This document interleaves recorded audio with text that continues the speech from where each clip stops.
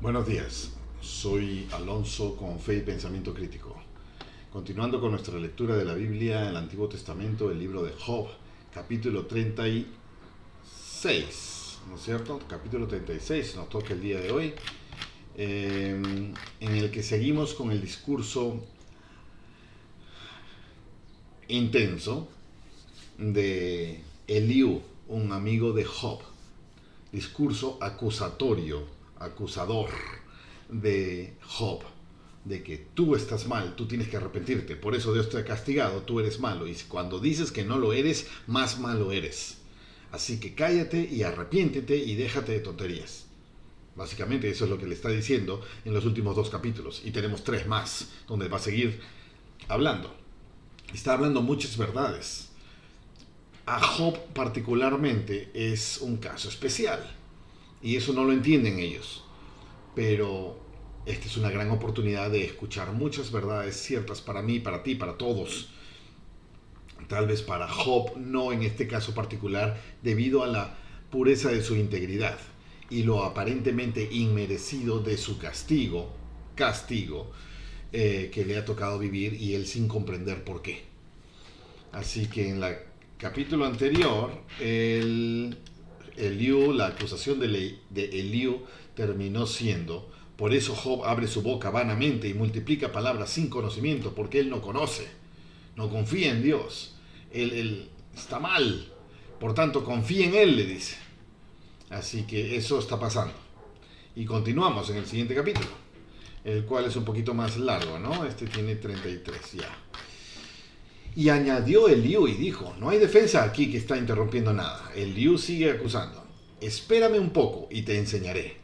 Aguántate un poquito y te enseñaré, porque todavía tengo razones en favor de Dios.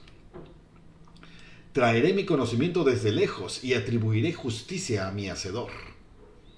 Interesante, traeré mi conocimiento desde lejos. Es como que lo que sé lo he aprendido y siempre ha sido así. Por generaciones, este conocimiento no es nuevo ni me lo he inventado yo. Porque en verdad no son mentira mis palabras. Contigo está el que es perfecto en conocimiento.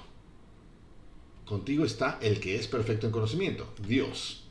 Contigo está, he aquí que Dios es poderoso y no desestima a nadie. O sea, aunque eres malo, cretino, pisado en el aspecto de destruido por Dios, pisado por Dios, aún así Dios está contigo. He aquí Dios es poderoso y no desestima a nadie. Es poderoso en la fuerza de la sabiduría. Extraña frase. ¿Dónde está mi línea amarilla? Ahí. Es poderoso en la fuerza de la sabiduría. Interesante. No mantiene vivo al malvado, pero a los afligidos da su derecho.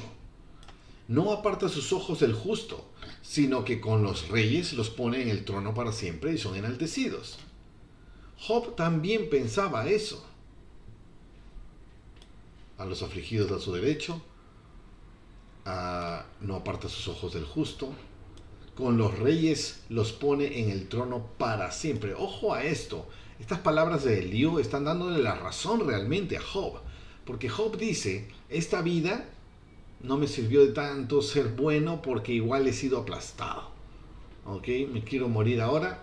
No, Dios es justo y si Él cree que lo merezco, lo merezco. Y ya está, no entiendo por qué, ojalá alguien me explicara, pero ya me quiero morir. Cuando vaya a Dios estaré limpio ante Él, porque Él lo sabe. ¿Ok? Quiere decir que hay un conocimiento tácito aquí de que después de esta vida, los frutos de mi justicia, de mi honestidad, integridad, pureza, limpieza, bondad, los frutos de mi bondad, limpieza, pureza, pasarán a la siguiente y me serán de fruto favorecible para mí en la siguiente, después de esta vida. Ese es el fondo del asunto. Bueno, si no es aquí, será allá. Y aquí el lío está diciendo lo mismo. Aunque parece que su entendimiento es más para aquí, pero las palabras se aplican para después de aquí también. No aparta sus ojos del justo, sino que con los reyes los pone en el trono. Eso parecería, los buenos van a terminar siendo los gobernantes. Pero acá dice para siempre. y son enaltecidos. Eso es el reino celestial, eso es el cielo, eso es la promesa prometida después de esta vida por tu fidelidad a los requisitos impuestos por el Dios del cielo para que llegue a su presencia, para que reciba este enaltecimiento, trono para siempre.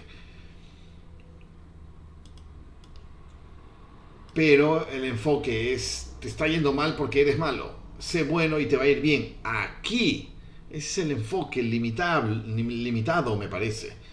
Pero lo que se dice es cierto aquí. En el sentido de la palabra es correcto. Y si están sujetos con grilletes y aprisionados con cuerdas de aflicción, entonces Él les dará a conocer la obra de ellos y sus transgresiones, porque se han enaltecido a sí mismos, los vanidosos, los orgullosos, ¿no es cierto? Los que están sujetos con grilletes, sean pesares, salud, adicciones, problemas, prisión, deuda, aflicción, ¿no es cierto? De cualquier tipo. Entonces, Él, Dios, les dará a conocer el porqué de esa aflicción, su obra, sus transgresiones, porque se han enaltecido. Cuando tú te enalteces a ti mismo, Dios te baja, ¿no es cierto? Pero cuando tú te bajas a ti mismo, Dios te enaltece. Esa es la premisa, la lógica, la base sobre la cual todas estas enseñanzas funcionan. Y es verdad. No es solo eso, no es solo así, no es blanco y negro y nada en medio. No, hay toda una gama de cosas que parecen no encajar perfectamente en este concepto binario simplista. Hay toda una gama que no entendemos por qué. ¿Por qué a veces parece que es bueno y castiga? ¿Por qué a veces parece que es malo y bendice? ¿Dónde está la exactitud de mis dos opciones? En fin, esa es la confusión, ¿no es cierto? Y abre el oído de ellos a la corrección. Acá está diciendo, y si están sujetos, y en el 10, y abre el oído de ellos a la corrección y les dice que se vuelvan de la iniquidad. O sea, el castigo es para hacerte recordar tus maldades, reconocer tus maldades, que te arrepientas de tus maldades y vuelvas de tu maldad. Salgas de ahí, ¿no es cierto? Si escuchan y les sirven, acabarán sus días en prosperidad y sus años en dicha. Ajá, ahí está hablando, acabo de leer el 11, ¿no es cierto? Entonces está haciendo, del 8 al 10, está haciendo, eres malo, castigo, y te muestra tu maldad, entonces te arrepientes y se acaba el castigo. Y está hablando de esta época en su enfoque. Ha dicho verdades como el trono para siempre y son enaltecidos, eso es verdad, pero es una verdad más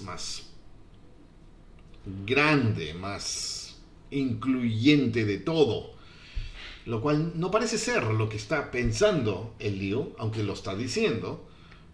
Y acá en el 11, si escuchan y les sirven, o sea, si eres bueno y justo, acabarán sus días en prosperidad y sus años en dicha. Otra vez lo circunscribió todo a este tiempo mortal. Y esta es la visión estrecha de estos maestros amigos de Job. Lo que dicen es cierto, pero lo han circunscrito en un momento muy estrecho como esta vida mortal y en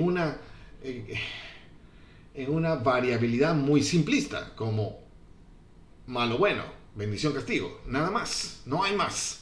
Eso no es tan real, pero ese es el enfoque. Y acá el enfoque positivo, si escuchan y les sirven, acabarán sus días en prosperidad y sus años en dicha. Esta vida, si te va bien, eres bueno, si te va mal, eres malo. Pero si no escuchan, serán traspasados por la espada y perecerán sin conocimiento. Todo esto es verdad. 2 más 2 es 4. Es verdad. Pero resulta que hay 17 maneras distintas de llegar a 4. No solo es 2 más 2. Hay muchas formas. Y yo aprendí esto. No, es así, así, así, así. Es verdad, es así. Pero también hay que ampliar el conocimiento, ¿no es cierto? Esto sería el lado negativo. Ya. Pero los impíos de corazón acumulan ira y no clamarán cuando Él los ate. Los impíos de corazón, impíos es malos, los malos de corazón acumulan ira, ira para sí mismos, iras de sí mismo puede ser, pero yo creo que aquí se refiere ira del juez que castiga. Está acumulando fastidio por la maldad de mi corazón. Y no clamarán a Él, los malos de corazón no van a pedir perdón, no van a rogar por auxilio a Dios cuando sean finalmente atados por Dios. El orgullo de corazón, ni siquiera allí clamarán, crujir de dientes, el lamento terrible, pero no reconocimiento y humillación.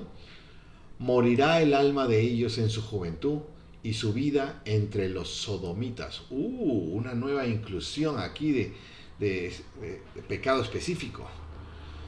Al pobre librará de su pobreza y en la aflicción abrirá su oído.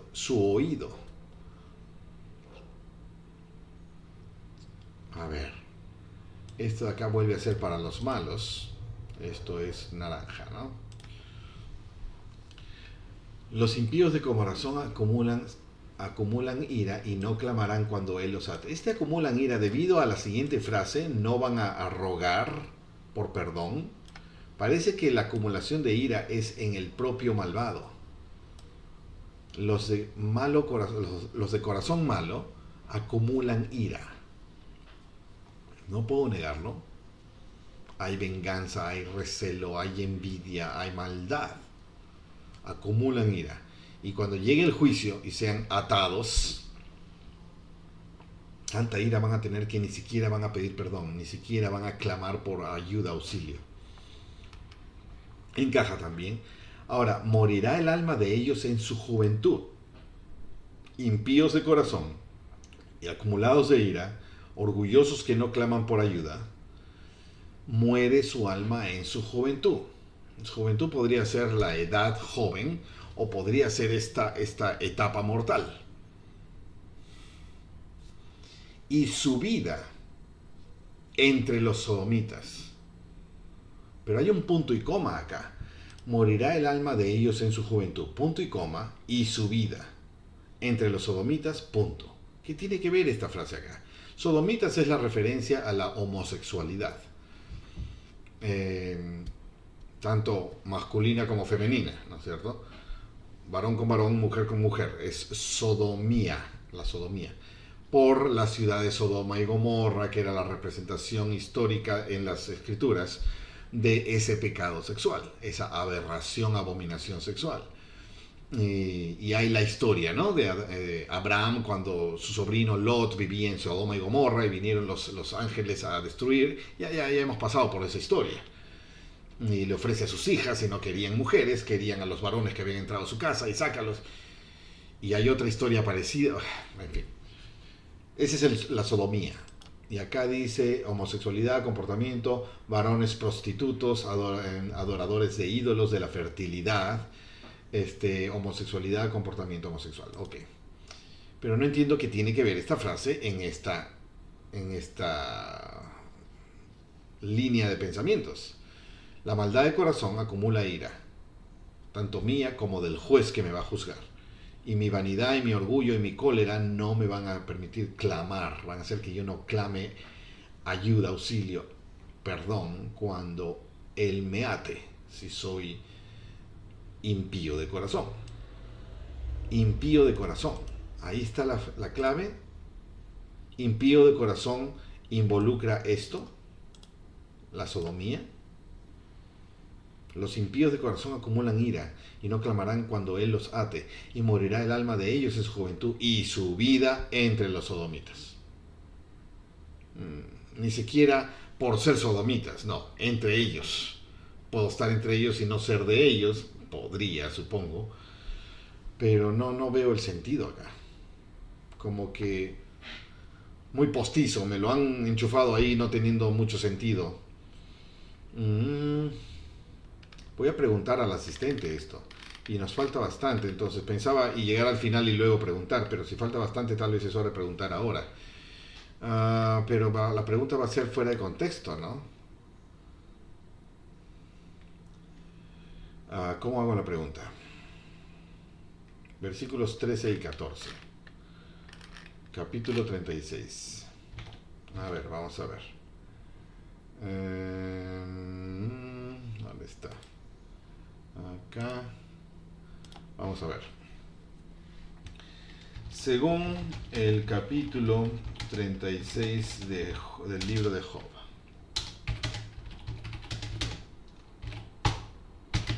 no entiendo el sentido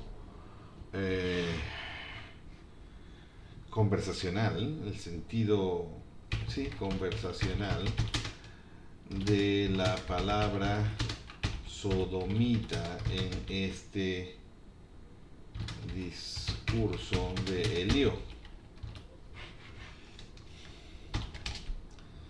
Sé lo que significa sodomita, pero no parece tener ningún sentido en ese momento de la conversación. ¿Por qué se incluye? ¿Y qué tiene que ver? ¿Y qué tiene que ver con las palabras previas y posteriores de Eliú a Job? ¿Qué más? ¿Qué más?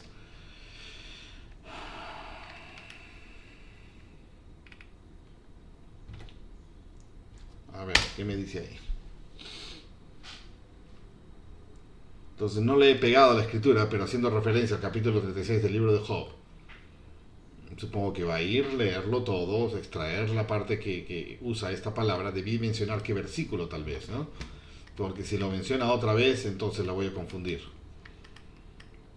Abundancia, blanco, morada, hombres, nubes, abundancia, extensión, nubes, grande, conocemos, prescrito camino, Dios exaltado, anheles en la noche, cuando aparezcan los pueblos en su lugar. Tal vez sí, libre de todo apuro. A ver, ¿qué nos dice? La palabra sodomita aparece en 36:14. Ok, ahí estamos, en 14, ¿no es cierto? Dentro del discurso de Eliú, y puede resultar confusa porque su uso en el contexto no parece encajar de manera obvia con el flujo de la conversación. Ok, solo me estás dando la razón. Para entender su inclusión o relaciones con las palabras previas o posteriores, es importante analizar el discurso de Eliú en su conjunto. Ok, ya, me palabré a la primera. El contexto. Eliú, a diferencia de los otros amigos de Job, intenta ofrecer una perspectiva más matizada sobre el sufrimiento, la justicia divina y la necesidad del arrepentimiento. En el capítulo 36, Eliú está explicando que Dios usa las aflicciones para disciplinar y corregir a las personas, lo cual es cierto, pero no siempre, buscando su bien. ¿Okay? Para corregir a las personas buscando su bien, de acá hasta acá.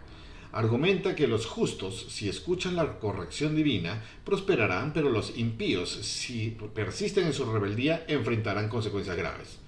Lo tenemos claro. En los versículos inmediatamente anteriores a Job 36:14, que es donde usa la palabra sodomita, Eliú describe a los hipócritas de corazón, el 36:13. Acá dice los impíos de corazón, no habla de los hipócritas, así que ¿qué versión está leyendo Grok o el asistente virtual? Tal vez otra versión que dice los hipócritas. ¿Ok? No lo descarto. Aquí no hay ninguna nota sobre la palabra impíos, así que no puedo compararlo. Lo dejo a los estudiosos. Eliú describe a los hipócritas de corazón que en lugar de clamar a Dios cuando son afligidos, acumulan ira y se niegan a arrepentirse. Ok, habíamos entendido eso. Luego, en el versículo 14 dice, fallecerá el alma de ellos en su mocedad. Mira, ¿qué versión está leyendo Grok? En su juventud. Mocedad es la misma cosa, pero otras palabras, ¿no? Morirá el alma, pero ¿qué dice acá? Fallecerá. Bueno, es lo mismo. Fallecerá el alma en su juventud. Morirá el alma de ellos en su juventud. Y su vida entre los sodomitas. Okay, esa es nuestra pregunta. Después, en los versículos 15 y 16, continúa afirmando que Dios libra al afligido a través de la aflicción misma. Interesante, ya leeremos eso. Ofreciendo a Job la esperanza de ser rescatado de la angustia, se responde correctamente. Blanco y negro, otra vez. Análisis de la palabra sodomita. Caramba, me estás palabreando mucho. ¿Por qué parece fuera de lugar? A ver. La palabra traduce, la palabra hebrea traducida como sodomitas en algunas versiones como Reina Valera es kadeshim, que literalmente significa consagrados o santos. ¿What? Pero en ciertos contextos del Antiguo Testamento se refiere a personas dedicadas a prácticas religiosas paganas, especialmente a la prostitución ritual o cúltica de cultos asociadas con la idolatría y la inmoralidad sexual. Ese es el entendimiento que yo tengo. Pero acá me dice como consagrados o santos, kadeshim, pero sodomitas en algunas versiones como Reina Valera es kadeshim. Y kadeshim, que significa literalmente consagrados o santos. ¿Perdón? No sé lo que no sé, ¿ok? No sé cuánto ignoro, por lo que eso me puede hacer atrevido en lo que creo que sé. Pero esto me choca. Que alguien me explique, ¿ok? No quiero distraerme por ahí, pero aquí me parece o estás muy mal tú diciéndome esto, o hay algo que no sé. La segunda interpretación es la que sí conozco, ¿ok? Prostitución, homosexualidad, inmoralidad. En este sentido, sodomita no se refiere necesariamente a la homosexualidad como podría interpretarse hoy, sino a un comportamiento moralmente degradante ligado al culto idólatra, ¿ok? Que era considerado abominable en la cultura israelita. Ok, estoy de acuerdo.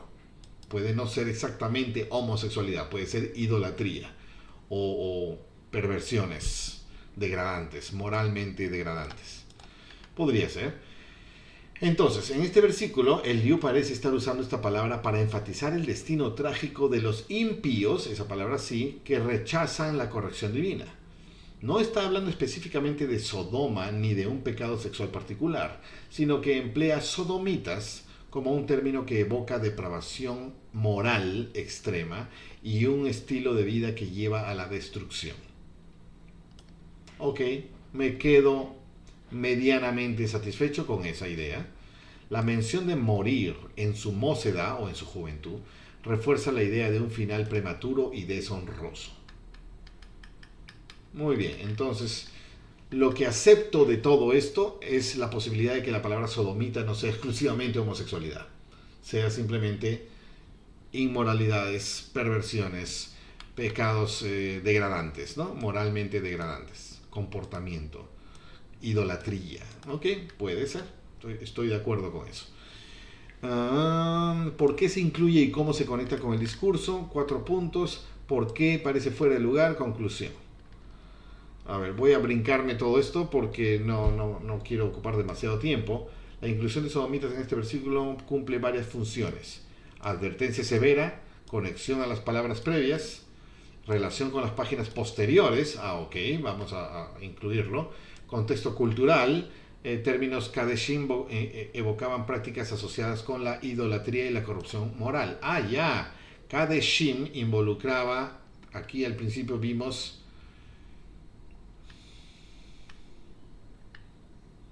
consagrados o santos, pero de dioses falsos. A eso se refiere entonces. Ok, entonces es un contexto muy idólatra. Ok, eso me satisface más. Deja de confundirme. El Kadeshim evocaban prácticas asociadas con la idolatría y la corrupción moral, que eran vistas como la antítesis de la vida piadosa.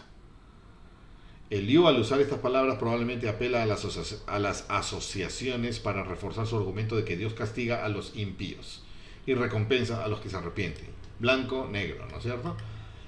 Hablo de opuestos, hablo de 1, 0, hablo binario, sí, no, bueno, malo, blanco, negro. Eso es lo que... Ok. ¿Por qué parece fuera de lugar? La palabra puede parecer desconcertante en un flujo conversacional. Eso es lo que nos ha traído hasta acá. Por la traducción moderna, ok. Por la falta de contexto inmediato, ok. Énfasis en la moralidad extrema. El Liu está hablando en términos generales sobre la justicia divina y la mención de los sodomitas es un ejemplo extremo para ilustrar el destino de los impíos, no una acusación directa contra Job. ¿No es cierto? No pasó por mi cabeza, pero estaba implícito probablemente. Conclusión, la palabra sodomita, que no tiene un sentido conversacional, que tiene un... No. La palabra sodomita no tiene un sentido conversacional literal relacionado con Sodoma o con un pecado específico, sino que es un término que Eliú usa para representar la degradación moral y el destino trágico de quienes rechazan la corrección divina. Listo, suficiente. Entonces, tiene sentido en un contexto más amplio de su significado. Me quedo tranquilo. Y continúa diciendo Eliú: al pobre librará de su pobreza, y en la aflicción abrirá su oído, le dará entendimiento, escuchará. Asimismo, te habría apartado de la boca de la angustia, al lugar espacioso, libre de todo apuro, y te habría puesto mesa llena de manjares, te hubiera bendecido, prosperado. Pero tú te has llenado del juicio del malvado. El juicio y la justicia se apoderan de ti. La malograste toda. Porque hay ira, cuídate, no sea que la ira te induzca a burlarte y que la grandeza del rescate te extravíe. Interesante, la grandeza del rescate. Está hablando de la aflicción como un intento de rescate. ¿Para qué tenemos aflicciones? Si no es para superarlas, si no es para evolucionar gracias a ellas, si no es para usarlas como escalón de subir a un nuevo y mejor nivel del que me encontraba antes de esa aflicción. Entonces, en realidad no era un aplastarte por el placer de aplastarte, era un presionarte para que puedas crecer. Entonces era un acto de rescate. Estoy tratando de pensar en un ejemplo que grafique esto.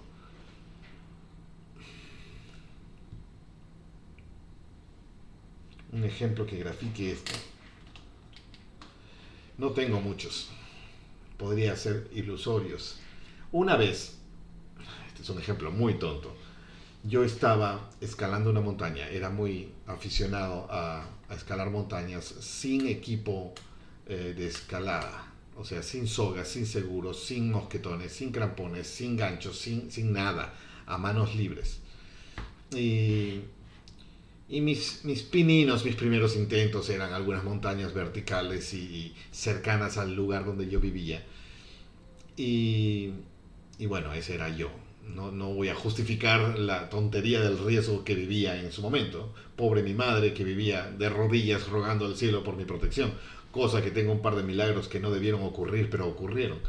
En fin, al ejemplo que voy es que una vez fui con un amigo que no tenía experiencia en estas actividades que eran adrenalínicamente excitantes, o sea, emocionantes, intensas. Y uno llega a enfrentar sus propios miedos. Y bueno, estábamos en un lugar bastante peligroso, y estábamos a la mitad. Bajar era tan imposible, tan peligroso o más que seguir subiendo. Y estábamos con la fuerza de nuestros dedos y nada más, en vertical. Y mi amigo, por atrevimiento, por juventud, por ignorancia, por amistad, estaba ahí conmigo. Pero llegó un punto en que el miedo lo superó y entró en lo que diríamos pánico. Y en su pánico, él tomó decisiones equivocadas y dijo: no, me bajo, no puedo, me bajo. Y empezó a descender, querer hacer que descendía, pero se iba a poner en mucho más peligro. Faltaban, 15, 20 metros para llegar a la cima. Y teníamos más de 100 metros hacia abajo en directa caída. Pero el miedo hacía eso. Y se bloqueó. Y empezó a gritar que no. ¿Qué hago yo? Yo soy aquí el guía, el que protege, el que rescata. Tengo que rescatarlo. Utilizando la palabra de esta escritura, tengo que rescatarlo. Lo que hice fue sujetarme bien y meterle una cachetada con toda mi fuerza. Suena chistoso mientras lo cuento, pero vaya cómo lo rescató. Y realmente sacudió sus ideas y lo volvió a traer a este momento y entendió que solamente tenía que seguir instrucciones y todo iba a salir bien. y le sacudí la cara de una bofetada, y él me miró. No era una persona que en la calle normal alguien le tira una bofetada, él hubiera reaccionado con 10. Pero en ese momento me miró y me dijo gracias. Y continuó escalando. Eso es reaccionar al rescate. Pudo haber reaccionado mal y decidir lanzarse sobre mí con puñetes y patadas. ¿Y qué hubiera pasado? Hubiera reaccionado mal al rescate. Como dice acá, que la grandeza del rescate te extravíe. Se hubiera extraviado por lo chocante del rescate y se hubiera desbarrancado más. Entonces, no debemos, ejemplo que me ha... El rescate a veces parece una paliza. A eso se está refiriendo Eliú acá.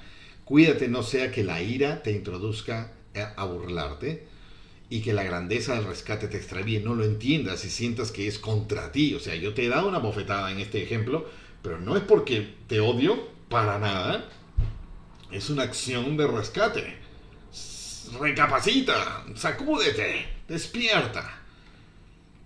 Y puede ser muy doloroso. Nadie lo quita.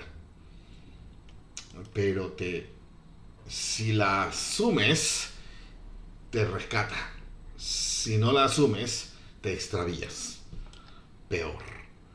¿Hará él, Dios supongo, estima de tus riquezas? No, ni del oro ni de todas las fuerzas del poder. No anheles la noche, cuando desaparecen los pueblos de su lugar, cuando se hace lo secreto. Guárdate de volver a la iniquidad, pues escogiste esta más que la aflicción.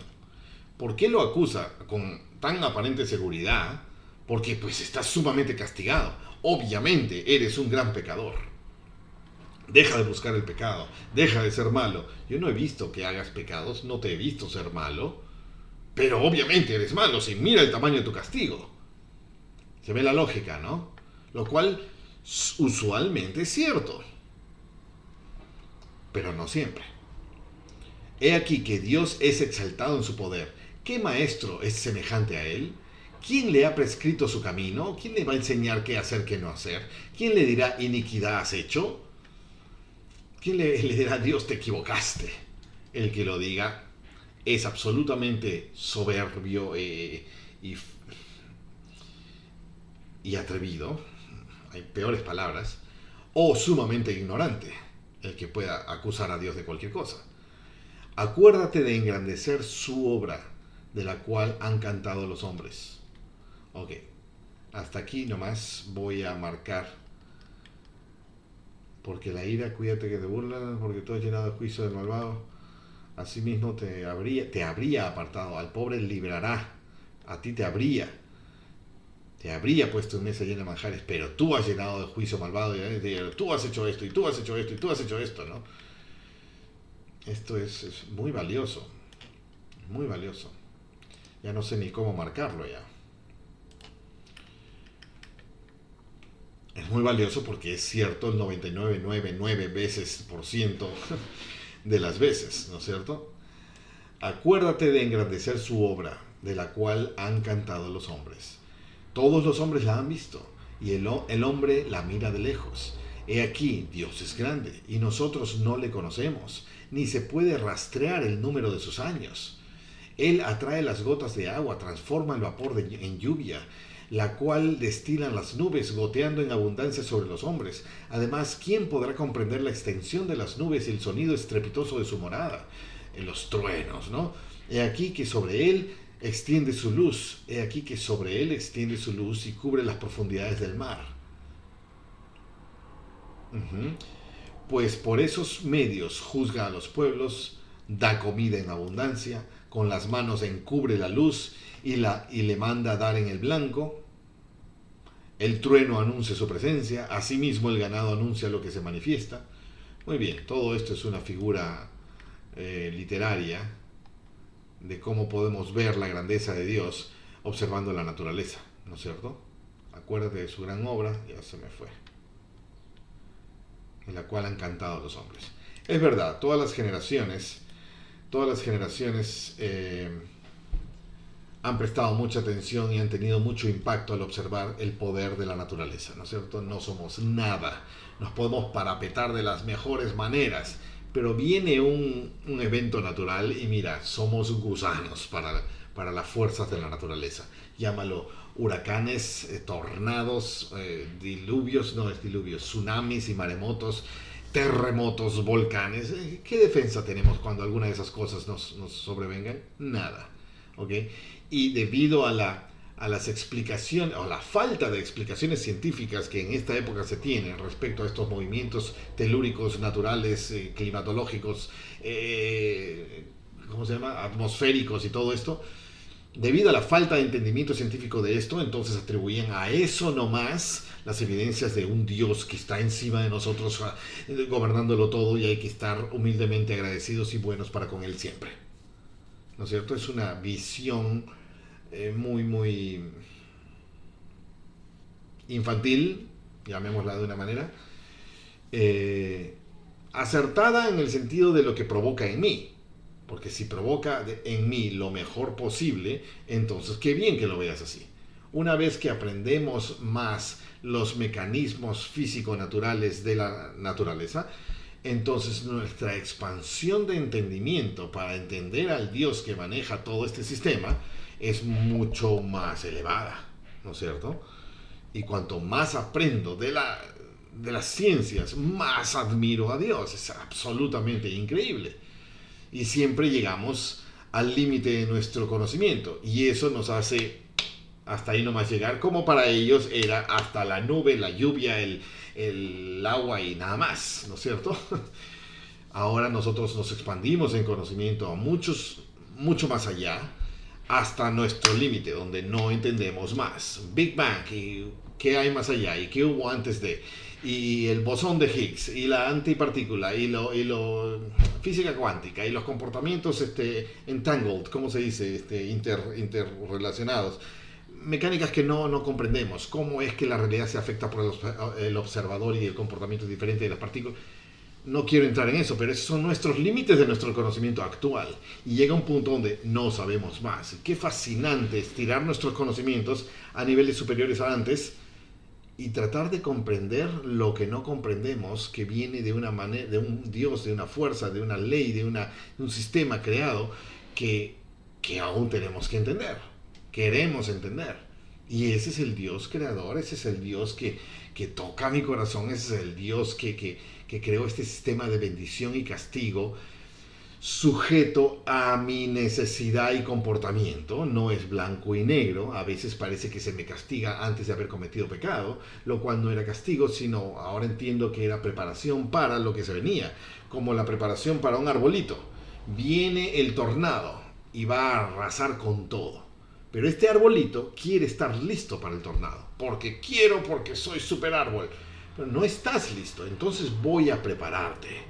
Y empiezo a empujarte, y empiezo a soplar ventiladores, y empiezo a sacudirte, y eso hace que entonces tus casi me rompo, fortalezcan tus raíces, fortalezcan tu tronco, fortalezcan tus ramas, y te empiezo a sacudir más y más, y te alimento, y te sacudo fuerte y más, y rompo la tierra, y le meto cosas, y si no te rompes, te fortaleces más. Y si no te rompes, te fortaleces más, y te pruebo más, y si no te rompes, eventualmente va a venir el huracán, y no te va a romper. Entonces, ¿para qué me castigaste tanto en mi crecimiento? Para prepararte para lo que venía. Porque tú no sabías lo que venía, pero querías estar listo. Te preparé. Cuando Dios se remanga las manos para prepararme a mí, tiemblo de miedo. Y bien hacemos en temblar de miedo. Confiar. Pero no hay grandeza sin preparación.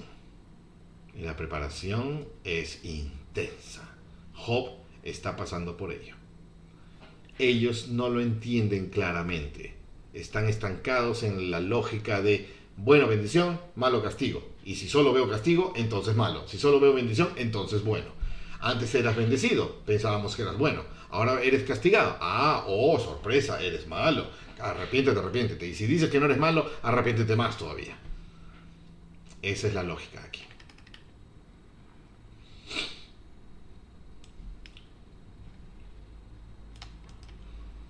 Iba a decir más, pero no. Conviene terminar aquí. Y nos vemos en el próximo episodio a continuar con el mensaje de Eliú por un capítulo más.